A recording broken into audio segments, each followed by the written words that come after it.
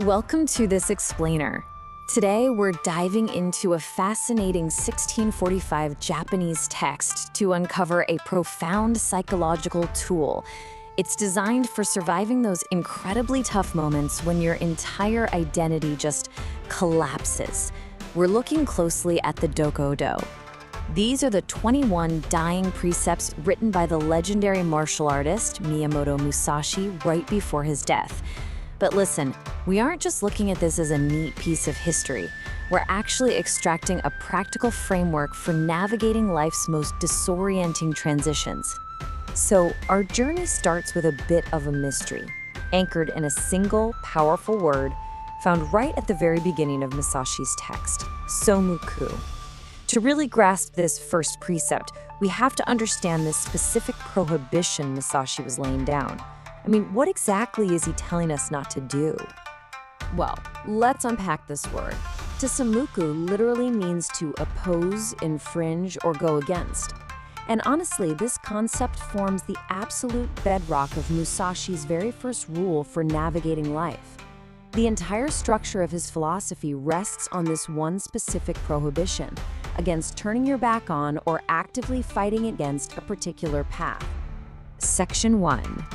Translating the prohibition. But what exactly are we supposed to avoid opposing here? And how have modern scholars deciphered this 17th century command?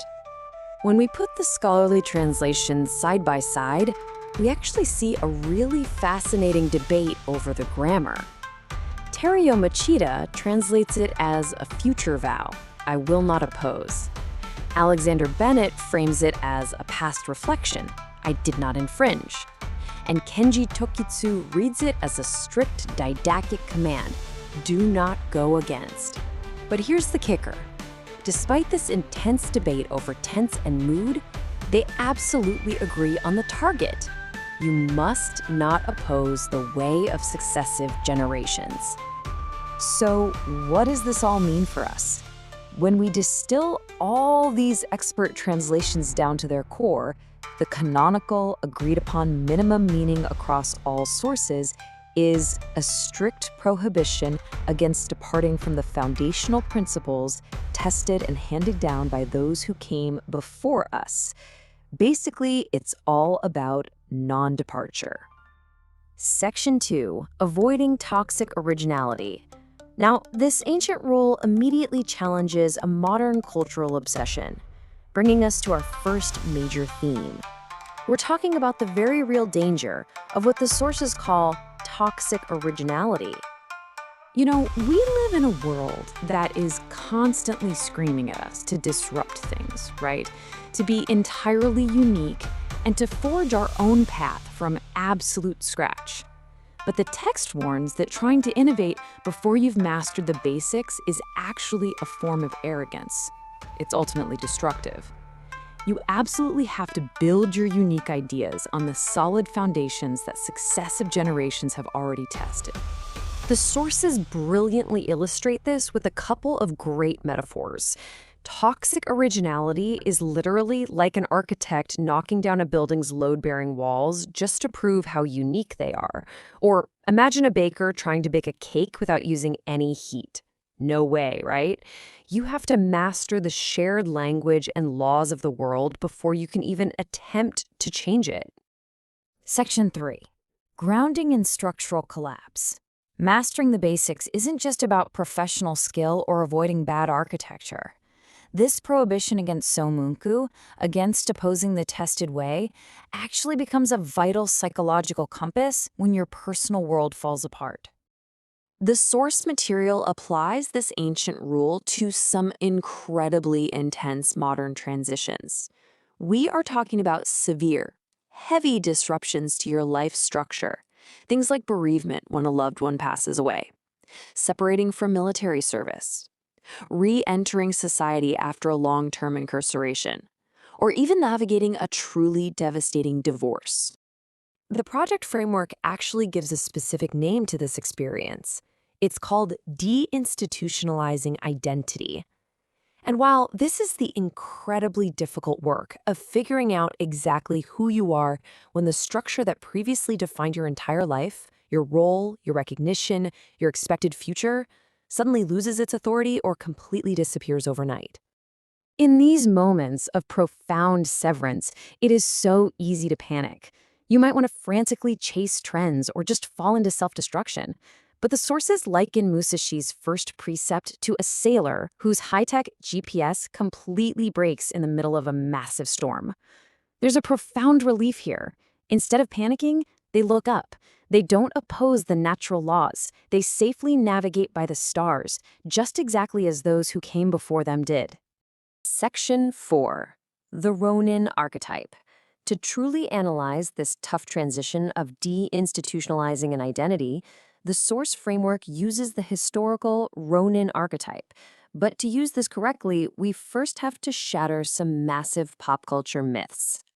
If you've watched modern movies or read manga, you probably think a rōnin is this romanticized, enlightened lone wolf, wandering the earth, seeking absolute freedom.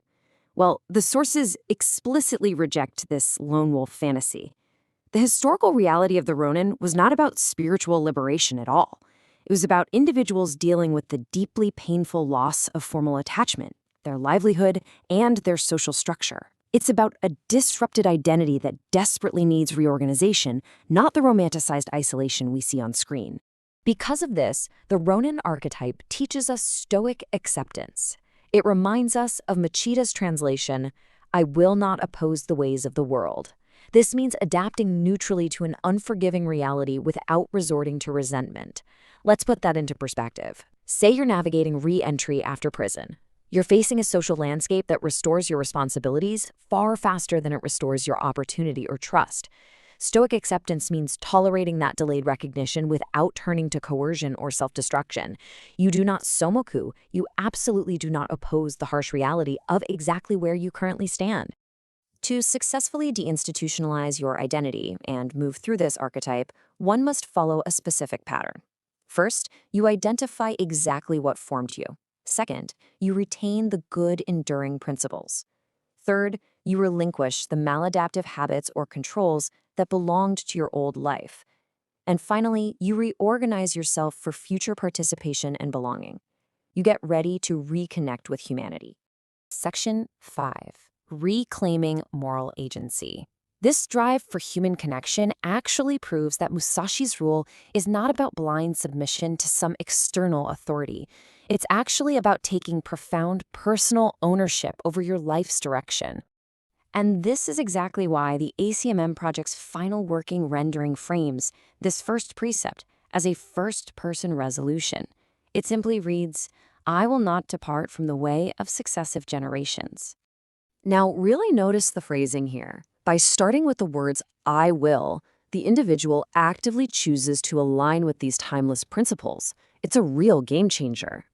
It's no longer a burden dictated by someone else. You are relying entirely on your own internal moral agency to step forward into the future. You're making a powerful vow to yourself.